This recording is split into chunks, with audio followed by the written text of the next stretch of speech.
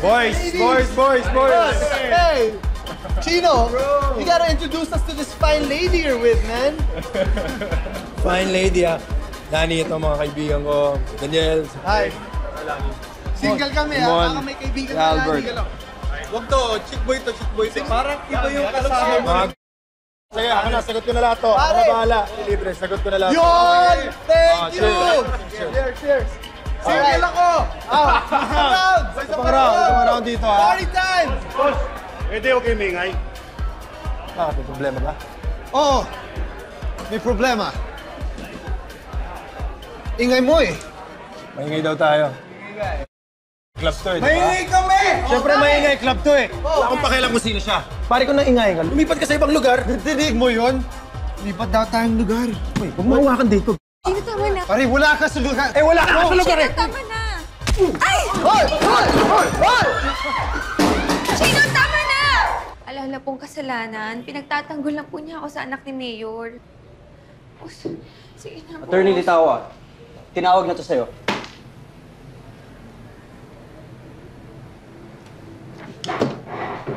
Bautista! Sir! Yung taga Maynila. Ano na?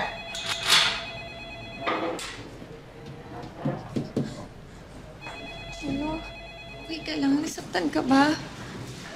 Attorney, salamat. Pasensya na ngayon lang ako. Medyo mahirap itong nakalaban niya. Attorney, sabi ni Kuya.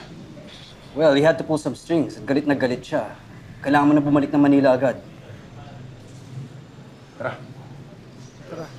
Chino, sandali. Saan ka pupunta? pabalik. Hintayin mo. Sasama ako sa'yo. Hindi, hintayin mo na lang ako dito. Chino. Sige, book mo na. Tapos, email mo sa akin agad yung itinerary, ha? Okay, thank you.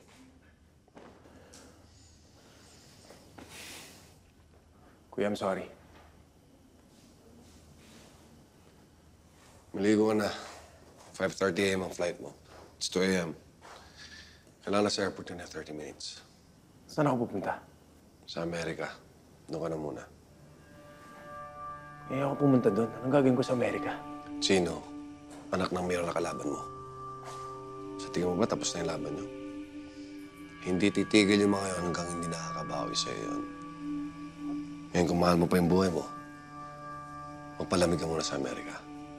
Ipasok na sa kotse mga to. Pakisabi kay Mang Edwin, hatid si Chino sa airport. Mga tapa mo. Walang namamatay sa pagiging broken-hearted. Pero sa ulcer, meron.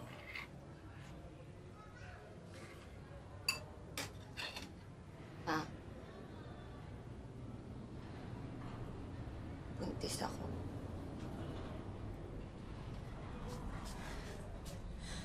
Bakit ba naman kasi hindi ka nakinig sa akin? Ang tigas talaga ng ulo mo eh. Hindi ba sinabi ko na sa'yo? Gagamitin ka lang at sasaktan ng mga lalaki. Ma, ano ba alam mo sa pag-ibig? Eh, pera lang naman halaga sa'yo ng mga lalaki, di ba? Oo nga pala. Minsan din pala ako nagmahal. Sa tatang mo. Hindi ba ikaw nga naging bunga ng pagmamahala namin? Nangako siya sa aking babalikan niya ako. At tulad mo, naniwala rin ako. Ganyan din ako noon.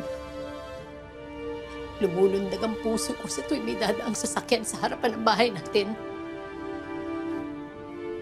Pero nagdaan ang araw, linggo, buwan, hanggang taon.